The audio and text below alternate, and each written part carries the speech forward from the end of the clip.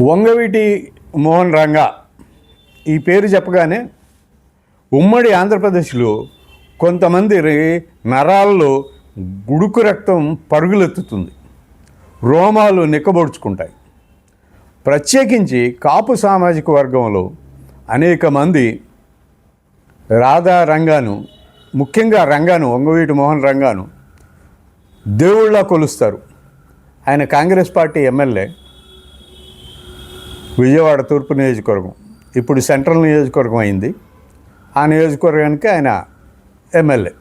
ఆయన ఎమ్మెల్యేగా ఉండగానే ఆమరణ నిరాహార దీక్ష చేస్తూ ఉంటే డిసెంబర్ 28వ తారీఖున 26వ తారీఖున కొంతమంది వ్యక్తులు ఆయన మీద దాడి చేసి నిరాహార దీక్ష శిబిరంలోనే చంపేశారు. ఆ తర్వాత రాష్ట్రం అంతా అట్టుడికింది. అదంతా ఒక సబ్జెక్టు. అయితే ఇప్పుడు రాధా రంగా తర్వాత ముఖ్యంగా ఇంకా కొడుకు రాజకీయాల్లోకి వచ్చినప్పుడు మొట్టమొదటిసారి కాపులంతా కూడా ఏకమయ్యారు. రంగా కొడుకుని గెలిపించుకోవాలి అని తీర్మానించుకున్నారు. 2004లో వంగవీటి రంగా కొడుకుని గెలిపించుకున్నారు. వైఎస్ రాజశేఖర రెడ్డి హవా కూడా నడుస్తుంది. ఆ టైంలో గెలిపించుకున్నారు. అయితే ఆ తర్వాత రాధా రాజకీయంగా చాలా తప్పిదాలు చేశారు. ఈ పార్టీ నుంచి ఆ పార్టీకి, ఆ పార్టీ నుంచి ఈ పార్టీ, ఈ పార్టీ నుంచి ఆ పార్టీకి ఇట్లా తిరుగుతూ చివరికి తెలుగుదేశం పార్టీలోకి వచ్చి చేరారు. ఇది చాలామంది కాపులకు జీర్ణం కావడం లేదు. రంగాన్ని చంపింది తెలుగుదేశం పార్టీ అని వాళ్ళు గట్టిగా నమ్ముతారు. ముఖ్యంగా అందులో చంద్రబాబు నాయుడు పాత్ర కూడా ఉందని నమ్ముతారు. అలాంటి తెలుగుదేశం పార్టీలో రంగా కొడుకేంటి అనేది వాళ్ళకి జీర్ణం కావడం లేదు. అయితే మాట్లాడడం లేదు, కానీ మౌనంగా ఉండిపోయారు. ఎవరు ఇప్పుడు పెద్దగా ఈ రంగా కొడుకు రాధాకి మద్దతుగా ఎక్కువ మంది కాపులు నిలవడం లేదు. తర్వాత చిరంజీవి 2009లో రాజకీయ పార్టీ పెట్టినప్పుడు కొంతమంది కాపులు ఆయనకు అండగా నిలిచారు. కానీ ఆయన రాజకీయ పార్టీ కూడా కొద్ది కాలంలోనే కాంగ్రెస్ పార్టీలో విలీనం అయిపోయి మళ్ళీ ఒకసారి నిరాశ కలిగింది కాపులకి. ఆ తర్వాత 2014లో పవన్ కళ్యాణ్ జనసేన పార్టీ పెట్టడం కొంత కాపుల్లో కొంత చలనం వచ్చింది. అయితే ఆయన 2014 ఎన్నికల్లో పోటీ చేయకపోవడంతో మళ్ళీ నీరు గారిపోయారు. 2019లో పవన్ కళ్యాణ్ పోటీ చేసినప్పుడు అనేకమైన అనుమానాలు, ఈయన మనతో ఉంటాడా, మన ముందు నడుస్తాడా లేదా అనేటువంటి అనుమానాలు శశబిసలు చాలా ఉన్నాయి. వాటన్నిటితోటి కొద్దిమందే పవన్ కళ్యాణ్కి అండగా నిలబడ్డారు, ఎక్కువ మంది నిలబడ్డారు. కానీ 2024లో మాత్రం చాలామంది కాపు నాయకులు పవన్ కళ్యాణ్ని గట్టిగా నమ్మారు. పవన్ కళ్యాణే తమ నాయకుడు, మా కులానికి పవన్ కళ్యాణే నాయకుడు ఇప్పుడు అనేటువంటి గట్టి నమ్మకానికి వచ్చేసారు. రెడ్లకు జగన్మోహన్ రెడ్డి, కమ్మలకు చంద్రబాబు నాయుడు అన్నట్టుగా కాపులకు పవన్ కళ్యాణే నాయకుడు అని చెప్పి చాలామంది నమ్మారు. 2024లో ఆయనకి గట్టి విజయాన్ని ఇచ్చారు. అయితే పవన్ కళ్యాణ్ ఏం మాట్లాడుతున్నాడు అంటే, ఇంకో 15 ఏళ్ల వరకు కూడా చంద్రబాబు నాయుడే ముఖ్యమంత్రి అని మాట్లాడుతూ ఉండటంతో కాపుల్లో చాలా అనుమానాలు మొదలయ్యాయి. ఇదేంటి, మేము ఈయన్ని నాయకుడిని చేద్దామనుకుంటే ఈయన ఇంకెవరో నాయకుడు అంటూ మమ్మల్ని అందరినీ గంపగుత్తగా తీసుకెళ్ళి తెలుగుదేశం పార్టీ కార్యాలయం ముందు కూర్చోబెడుతున్నాడు ఏంటి అనేటువంటి శశబెసలు చాలామందిలో కాపుల నాయకుల్లో వచ్చాయి.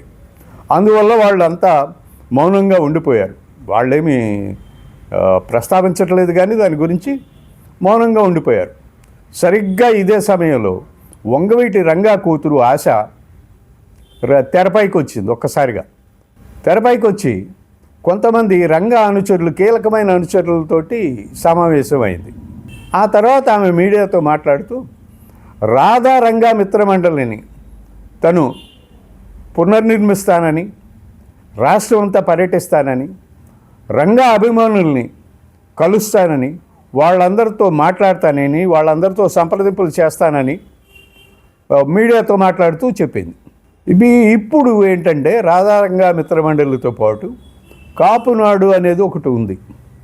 పిళ్ళ వెంకటేశ్వరరావు, ముద్రగడ పద్మనాభం, కన్నా లక్ష్మీనారాయణ ఇలాంటి వాళ్ళందరూ కలిసి, పేర్ని కృష్ణమూర్తి ఇలాంటి వాళ్ళందరూ కలిసి పెట్టిన కాపునాడు, అది కూడా ఒకటి ఉంది. ఇప్పుడు రాధారంగా మిత్రమండలి ఈ కాపునాడు ఏకమైతే, ఒకవేళ ఆశ భావిస్తున్నట్టుగా ఈ రెండు ఏకమైతే మాత్రం కాపులకు ఒక లీడర్ దొరికినట్టే. ముఖ్యంగా ఈ కోస్తా జిల్లాలు ఆంధ్రప్రదేశ్లో, విడిపోయిన ఈ 26 జిల్లాల ఆంధ్రప్రదేశ్లో కాపులకు సరైన నాయకత్వం, ఒక మహిళే కావచ్చు కానీ సరైన నాయకత్వం దొరికినట్టే. ఆమె ఏం చెప్పిందంటే, రాష్ట్ర వ్యాప్తంగా పర్యటించి రంగా అభిమానులతో మాట్లాడి చర్చలు చేసి తను రాజకీయంగా ఎటువైపు నడవాలి అనేటువంటి నిర్ణయం ఒకటి తీసుకుంటాను అని చెప్పింది. దీనికోసం కాపులందా వెయిట్ చేస్తున్నారు.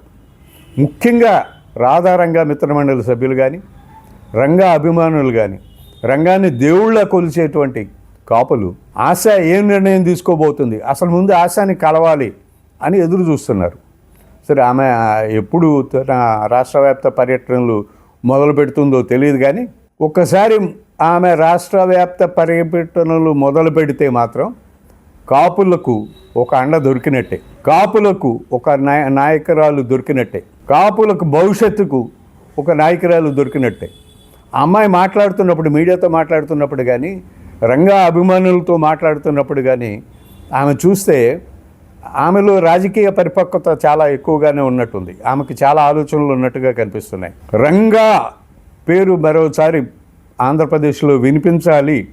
రంగా పేరు, రంగాన్ని మర్చిపోయే పరిస్థితి లేదు ఇంకొక 50 ఏళ్ళు అయినా కానీ, ఎందుకంటే ఆయన అంత ప్రభావం చూపించాడు ప్రజలపై. సో ఆ ప్రభావాన్ని మళ్ళీ తీసుకొచ్చే ప్రయత్నాల్లో రంగా కూతురు ఆశ ఉంది. కొడుకు ఎలాగో విఫలమయ్యాడు కాబట్టి కూతురైనా తమ ముందు నడుస్తుంది, తమకు దారి చూపిస్తుంది అనే ఆశతో ఉన్నారు.